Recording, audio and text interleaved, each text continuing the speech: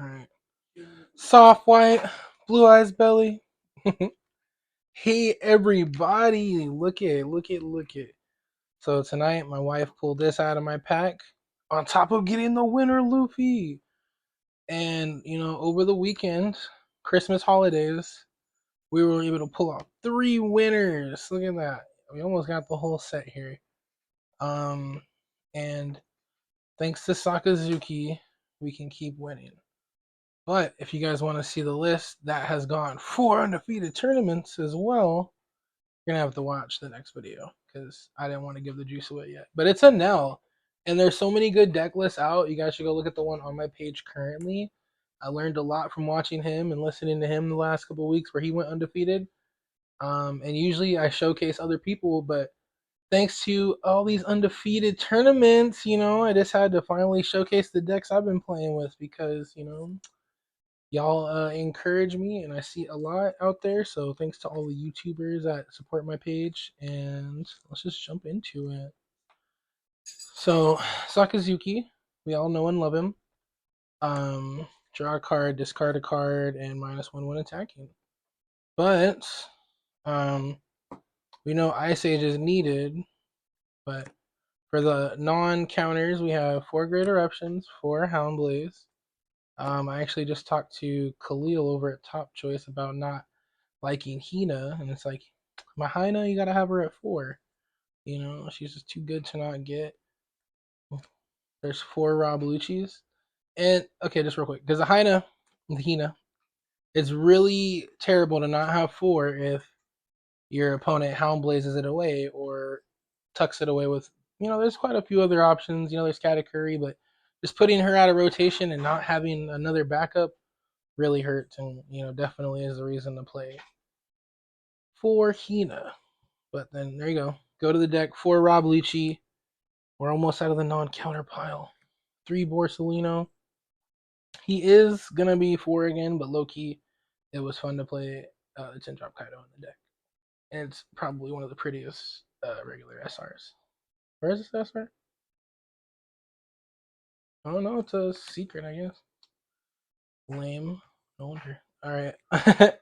So I saved this for last. So if you notice that we made it through the non-counters and you didn't see the 4-drop Kuzan, it's crazy, but you really don't need him. Because the turns you could play him, ideally, you would rather be bottom decking, removing, and yada yada. It's nice when he sticks, but he doesn't always stick, so we play 4 Ice Ages. And that really helps the 7-drop get whatever needs to be got. We were playing the 9-drop Mihawks, the 2 of him, but we stopped. But that was 26 non-counter cards. Honestly, Sakazuki is freaking bananas, but that's what he is supposed to do. Take 26 non-counter cards and make it work. I believe that was 26. I think I counted it earlier. My wife's laughing at me. I can't math.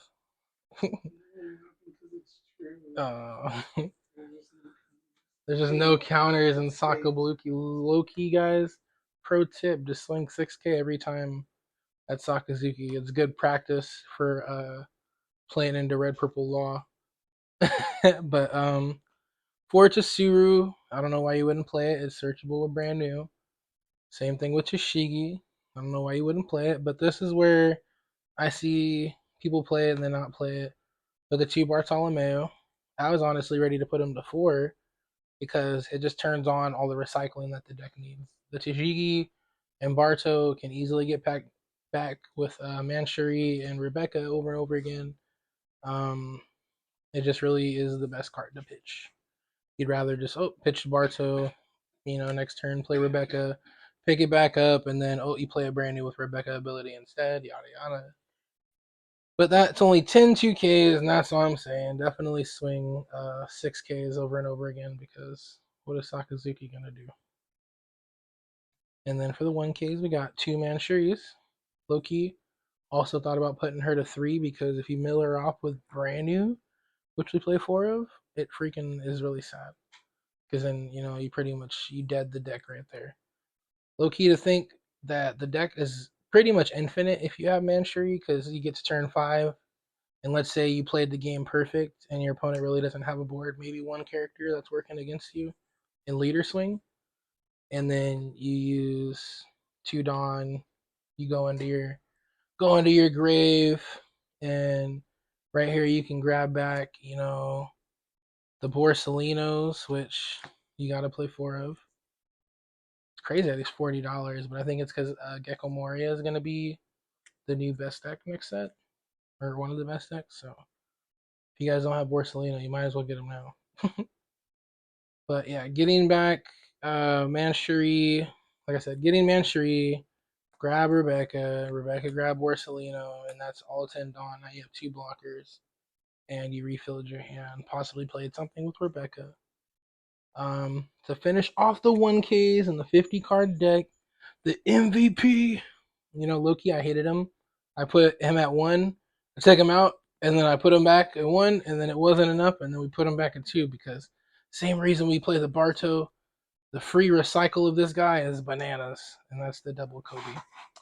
And that is the end of the deck list right there. I hope you guys liked it, and leave comments and just support your boy, y'all. I love seeing the comments. Tell me you want to see Anel, because Anel has low key been cooking. It's more fun to play than Sakazuki, I'll say, and um, I keep saying, it's the yellow Zoro deck. You're playing super aggressive. You're not worried about stacking your life a bunch like Katakuri did and playing it slow. And that's why I chose this list the way it was. My wife plays it way better than me, Loki. I try and learn by playing wifey. That's why we got to have the 10 2Ks. 8 or 6 of those are recyclable. Again, I would think 2 more 2Ks is fine. But then, again, you're tormenting your opponent the early game. You want to use the Ice Ages in conjunction with the Great Eruptions and Rob Lucci, of course. But you're just trying to take everything down from turn 4 lower to the point where, okay, when they finally get to the end, hopefully you were smart and found an Ice Age and saved the Ice Age and then combo it up with Borsalino, and then that's why 4 Borsalino is really good. I think Kaido is cool, but you're not going to use them every game. You're probably going to just only use them against the Nell, which is the hardest matchup for Black Blue. People like to starve the deck when they play into it, and that's just when they don't attack your life the whole game as the Enel player into your matchup with Sakazuki. They watch you struggle. You keep 4 life if you play, like again, this is why Kuzan isn't in the deck right now. You play 4-drop Kuzan, they play Gadatsu, and talking to other Sakazuki players, they say, "Oh, that's cool. It baits it out." But really, that was your turn 2 kind of wasted. That's if you're lucky enough to go second. If you have to go first, that means you played the Kuzan turn 3 when you have 5 Dawn, and that's what are you gonna do with that 1 Dawn? Swing 6 at leader, you know, Ice Age, use it on something that you're really not gonna want to use.